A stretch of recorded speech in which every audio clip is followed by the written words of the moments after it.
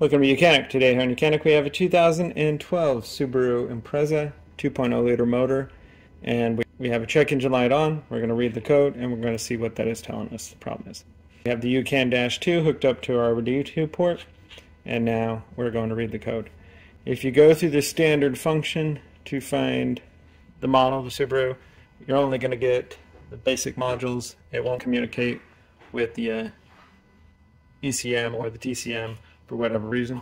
So we have to go through just it's called OBD2, and so it's a generic reading codes that way. So we tap into the OBD2 and then auto scan. Now it's communicating with the vehicle. We have the ignition on to the run position, but the vehicle not started. And now we have our options of the vehicle. We have a Subaru. Our check engine light is on, which we confirm. Hit OK. Then we want the ECM. And then check the code, see what we have.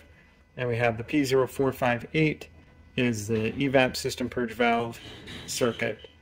We have one in the current and one that's pending, which are both same. So let's find that evap valve and be able to check it. Some symptoms when your evap valve has gone bad is what it is. It takes back pressure from the engine and puts it into the tank in your closed system, and it provides that pressure. A lot of times you'll either get some really bad gas mileage, or you could potentially have the problem when you go to fill up the tank, when you take off the cap to fill up the tank, that you release that air that's in there, and you might take a long time of crank to start your vehicle. So it's a good thing to replace when you do have that problem. This will always set off an emission code too, if you have to do emissions. All right, so let's locate it and show you how to replace. So the evap purge valve on this vehicle is located right here. We've got one 8mm bolt up top here that holds the valve on, and we have some, it follows this vacuum line that comes off the top of the intake.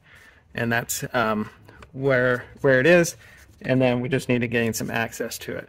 You could potentially reach your hands in here and get it all undone, or we'll just go ahead and remove this component. This is the intake portion that comes from the air cleaner and goes right into the throttle body, so we'll just go ahead and pop that off real fast. Two 8mm clamp. So a bolt here and bolt on the other side right at the air box. Pop this clip, and then we have one little squeeze clamp down here for the vacuum line here. And then we can pop that off and give it some better access. So just pop this clip up and remove it. Loosen those bolts, and then you'll be able to just shift that off. If you squeeze that squeeze clamp, pair of pliers, and then you'll be able to just pull that vacuum line off and be able to pick up and remove this whole unit and put it out side to the side. Now that gives us better access, that we just undo this 8mm bolt here, and then we can reach in here and get all that other stuff undone. Move this vacuum line a little bit, and then we'll get to there.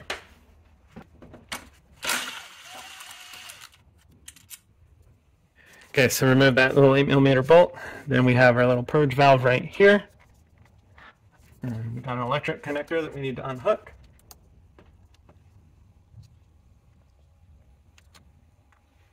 Press the clip and pull it back off, and then we have the vacuum lines that need to come undone,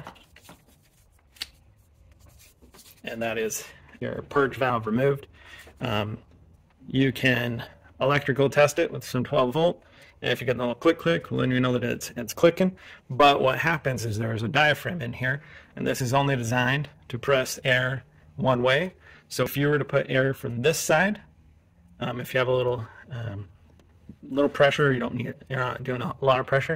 If you have a little pressure gauge, like a Mighty Vac or whatever, you can hook it up to here. And if you hold pressure from this side, then good. If you don't hold pressure and it goes through, well, then you need to replace it because the diaphragm in here is broken down. And so that's some simple things you can test. Now, if you test it and it tests good, then you're definitely going to want to be looking at your vacuum lines that come down. Follow the line that comes down here and the one that this connects into, and follow it. And see if you've got any abrasions or holes in those lines. This line goes all the way back to the fuel tank in one regard. Might not always be a rubber line. It'll probably feeds into a metal line a lot of times, and then goes back into the fuel tank. So when you've sourced a new one, or you've tested it, we just go ahead and put it back in the reverse. These just slide on there. We've got that vacuum line that was on the bottom.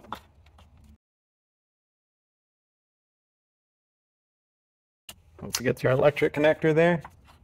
And then line this up. It has a little tab on the top there so that it sits into place where it needs to be. And then we have our 8mm bolt.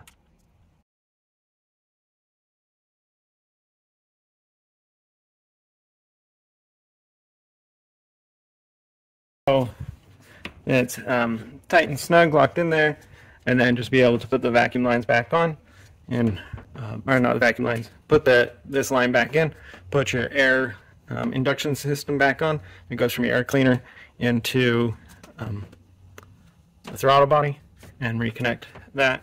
And then after that, just go through your OBD2 scanner and be able to clear that code, and then make sure that it doesn't come back on fairly quickly. And if it does, well then, like I said, that's where you're going to need to follow your vacuum lines down and see where you potentially have another leak. Thanks for watching YOUCANIC, where you can be the mechanic.